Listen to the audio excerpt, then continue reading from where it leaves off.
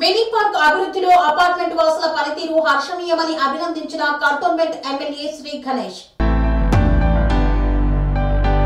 Vanitha enclave society ఆధ్వర్యంలో కాలనీలో ఉపయోగంలో లేని టాయిలెట్లను తొలగించి మినీ పార్కును అభివృద్ధి చేసుకున్నారు. పార్కు ప్రారంభోత్సవ కార్యక్రమం ఏర్పాటు చేసుకుని ఎమ్మెల్యే శ్రీ గణేష్ చేతుల మీదుగా ప్రారంభోత్సవం చేయించారు. పార్కును ప్రారంభించిన అనంతరం ఎమ్మెల్యే మాట్లాడుతూ స్వచ్ఛందంగా కాలనీ వాసులు పార్కును అభివృద్ధి చేసుకోవడం చాలా సంతోషంగా ఉందని, మిగతా కాలనీల వాసులకు వనితా ఎన్క్లేవ్ సొసైటీ ఆదర్శంగా నిలుస్తుందన్నారు. ఉపయోగంలో లేని టాయిలెట్లను తొలగించడానికి నేను కూడా స్వయంగా కంటోన్మెంట్ అధికారులతో మాట్లాడడం జరిగిందన్నారు. అధికారులు కూడా సహకరించినందుకు ధన్యవాదాలు తెలుపుతున్నామన్నారు. ఈ ప్రారంభోత్సవంలో ఎమ్మెల్యే శ్రీ గణేష్ వెంట కాలనీ అధ్యక్షులు వినోద్, కాంగ్రెస్ పార్టీ నాయకులు రేమన్ హర్వుడ్, నాగినేని సరిత తదితరులు పాల్గొన్నారు. ప్రెసిడెంట్ వినోద్ గారికి, వైస్ ప్రెసిడెంట్ అవంతి గారికి, ట్రెజరర్ సందీప్ గారికి, సెక్రటరీ శ్రీకాంత్ గారికి, ఇక్కడ వేదిక మీద ఉన్న సీనియర్ కాంగ్రెస్ నాయకురాలు నాగినేని సరిత గారికి, ఈ యొక్క పార్కుకు ఇక్కడ ఉన్న అన్యూజ్డ్ టాయిలెట్స్ గురించి అనేక సార్లు నాతోటి మాట్లాడి ఈవెన్ కొట్లాటం కూడా చేసిండు మన రేమండ్ గారికి.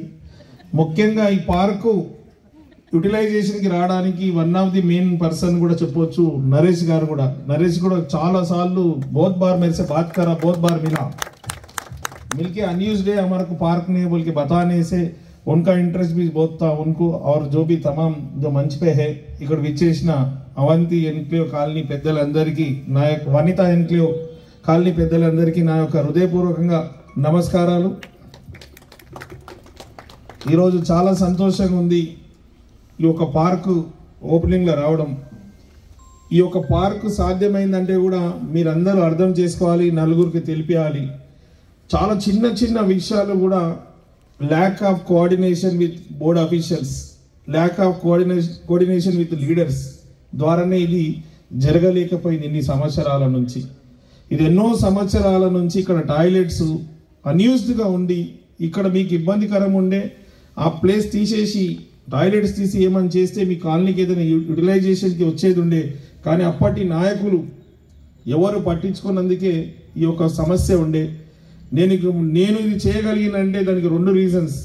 ఒకటి, మీరందరూ ఓటేసి నన్ను ఆశీర్వదించినందుకు, మీకు సేవ చేసే అవకాశం వచ్చినందుకు, మరియు నేను ప్రతి బస్తీలు ప్రతి కాలనీలు తిరిగినా కాబట్టి ఈ యొక్క ఇష్యూ నా కళ్ళలో ఉండిపోయింది, నా మైండ్లో కూడా ఉండిపోయింది. ఇది ఎన్నో సంవత్సరాల నుంచి ఇది పరిష్కరించాలా, ఈ కాలనీకి కూడా ఒక పార్క్ ఉంటే బాగుంటుంది, పార్క్ చేయాలని. అదే మాదిరిగా మీరు నన్ను 15th ఆగస్ట్ నాడు కూడా నన్ను ఇన్వైట్ చేసినప్పుడు ఈ ఫ్లాగ్ హాస్టింగ్కి ఆ రోజు మీ కాలనీ వాళ్ళందరూ ఉండి ఇది మాకు కంపల్సరీ కావాలంటే ఆ నెక్స్ట్ డే నుంచే ఈ యొక్క పని ప్రాసెస్ చేశాం.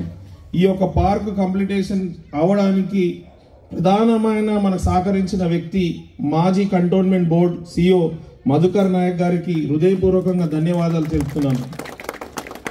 వారు సహకరించిన తర్వాత కూడా ఇది డిస్మెంటల్ చేయాలి, మళ్ళీ దీన్ని మనం యూటిలైజేషన్ చేయాలంటే కూడా ఆ డిపార్ట్మెంట్కి సంబంధించిన వ్యక్తి superintendent sanitation, health and sanitation Devender గారు కూడా సహకరించినందుకు వారికి ధన్యవాదాలు. వారితో పాటు ఫణికుమార్ గారు కూడా సహకరించినందుకు cantonment board senior engineer Phanikumar గారికి, ఉమాశంకర్ గారు కూడా ధన్యవాదాలు తెలుపుతూ వీరందరూ సహకరించినందుకు ఈ యొక్క పార్క్ యూటిలైజేషన్ అయింది. నా ఒక రిక్వెస్ట్ ఏంటంటే మీడియా ద్వారా కంటోన్మెంట్ అఫీషియల్స్ కూడా అన్ని పెద్దది డబ్బులతో ముడిపెట్టింది కాదు, కొన్ని చిన్న చిన్న విషయాలు కూడా ఉట్టి వాళ్ళు ఇంటర్వెన్షన్ చేసి ఆ కాలనీ వాళ్ళతోటో ఆ బస్తీ వాళ్ళతో మాట్లాడితే అనేక సమస్యలు పరిష్కారం అవుతుంది. పొద్దున్న కూడా మారడపల్లిలో శేషాచల కాలనీకి వెళ్ళాను. ఒక 100 మీటర్స్ 200 మీటర్స్ రోడ్ వేయలేకుంటే వాళ్ళకి ఎంతో ఇబ్బంది అవుతుంది. 200 మీటర్స్ చాలా స్మాల్ థింగ్ వాళ్ళకి బోర్డుకి. అక్కడ ఉన్న లోకల్ బోర్డు మెంబర్స్ అప్పుడు చేయనందుకే ఈ ప్రాబ్లం. ఇక్కడ కూడా ఇప్పుడు మీ టాయిలెట్స్ ఎన్నో సంవత్సరాల నుంచి ఉంది. వారు ఇక్కడున్న బోర్డు మెంబర్స్ ఎవరైతే ఉండేనో, గతంలో ఎవరైతే ఎమ్మెల్యే ఉండేనో, వారు అనుకుంటే 5 నిమిషాలు పని, ఇన్ని సంవత్సరాలు పట్టేదే కాదు. వాళ్ళు నిర్లక్ష్యం, వారి ఇంట్రెస్ట్ లేకనే వారు ఎలక్షన్ టు ఎలక్షన్ వచ్చి మనకేదో మాటలు చెప్పి ఎలక్షన్లో ఓటు తీసుకొని వాళ్ళు లాభం పొందిరు, కానీ మీకు వాళ్ళతో ఏమీ లాభం కాలేదు. ఏమైనా లాభం అయిందా సార్? కిतना साल से इतना तकलीफ बहुत सालों से था, वो तकलीफ दूर नहीं हुआ बोले तो सही आदमी चुन लेना भी आपका भी जिम्मेदारी है। सही आदमी को नहीं चुने तो उन लोग अच्छा रहते, अपन को प्रॉब्लम में रहते। आप लोग सोचना आने वाले चुनाव में भी बोर्ड इलेक्शन आने तो अगर कंटोनमेंट मेर्ज हो गए तो कंटोनमेंट कॉन्स्टिट्यूंसी भी नया कॉन्स्टिट्यूंसी बन जाएगा, बहुत अच्छा डेवलपमेंट हो जाएगा। क्योंकि कंटोनमेंट बोर्ड को कोई भी फंड्स सेंट्रल गवर्नमेंट से नहीं आ रहा है। जो भी फंड्स और कंटोनमेंट बोर्ड चल रहा है तो आपका टैक्सेस से चल रहा है। आप टैक्स बनना और टैक्स बन वही रेवेन्यू है उनको, और कुछ रेवेन्यू नहीं है उनका। डेवलपमेंट के लिए आप कुछ भी जाके पूछो, छोटा छोटा काम भी no funds no funds no funds बोल के बता रहे, बोल के हर बस्ती वाले हर कॉलोनी वाले वही बता रहे। अभी कोई भी म्युनिसिपल बॉडी को अपना स्टेट में गवर्नमेंट से एक स्पेशल फंड्स आता, apart from revenue from the public, government से भी एक स्टेक देते, क्योंकि बहुत जरूरी है डेवलपमेंट के लिए पैसे होना। वो पैसे का लिए रेवेन्यू से डेवलपमेंट नहीं होता तो गवर्नमेंट, स्टेट गवर्नमेंट रहे तो स्टेट गवर्नमेंट और कोई गवर्नमेंट रहे तो वहां से आता। अपने को कोई रुपए भी सेंट्रल गवर्नमेंट से नहीं आ रहा। अपना जो सर्विस टैक्स आना है उनसे 1100 करोड़ वो भी नहीं आया। वो आने से ऐसे छोटे छोटे काम कभी की रिजल्ट होता, ऐसा काम होना बोले तो अच्छा कंटोनमेंट बोर्ड भी మెర్జ్ होना। आप लोगों से भी बात करते रहना, మీతో కలుస్తూ మీతో మాట్లాడుతుంటే తిరుగుతుంటే ప్రతి ఒక్క సమస్య మాకు కూడా తెలుస్తుంది కాబట్టి పరిష్కారం అవుతుంది। ఫైనల్ గా ఒక విషయం చెప్పదలుచుకున్నా, మీ అందరికీ మీ మీడియా ద్వారా యావత్ కంటోన్మెంట్ కి స్టేట్ కూడా మీ కాలనీ వాళ్ళు స్టేట్ కి ఇన్స్పిరేషన్।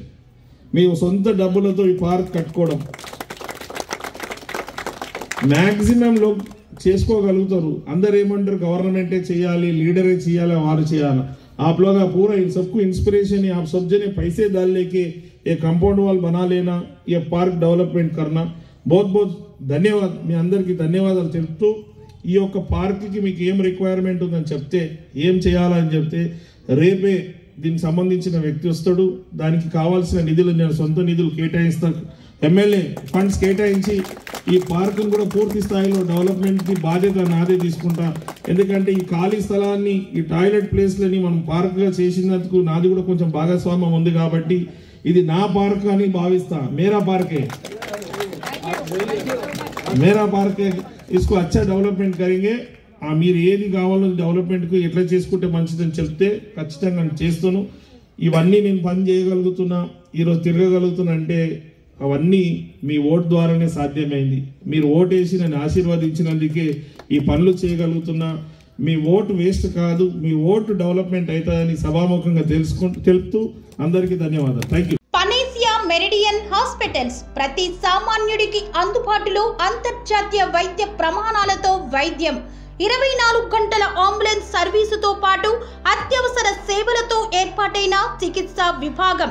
మా దగ్గర గుండె సంబంధిత, మూత్రపిండ, కాలేయ, కంటి జబ్బులకు, మోకాళ్ల శస్త్రచికిత్సతో పాటు కోవిడ్-19, బ్లాక్ ఫంగస్ వంటి వైరస్లకు, అన్ని రకాల ఆరోగ్య సమస్యలకు నమ్మకమైన అత్యాధునిక వైద్య చికిత్సను అందిస్తున్న హాస్పిటల్ పనేసియా మెరిడియన్ హాస్పిటల్స్। మీ ఆరోగ్య సమస్య ఏదైనా ఇప్పుడు పరిష్కారం సాధ్యం। సంపూర్ణ ఆరోగ్యం కోసం సంప్రదించండి Panacea Meridian hospitals, opposite Beeramguda Kaman, RC Puram, Sangareddy district, pin code 502032। సంప్రదించాల్సిన ఫోన్ నెంబర్ 0845524177 మరియు 7893757770।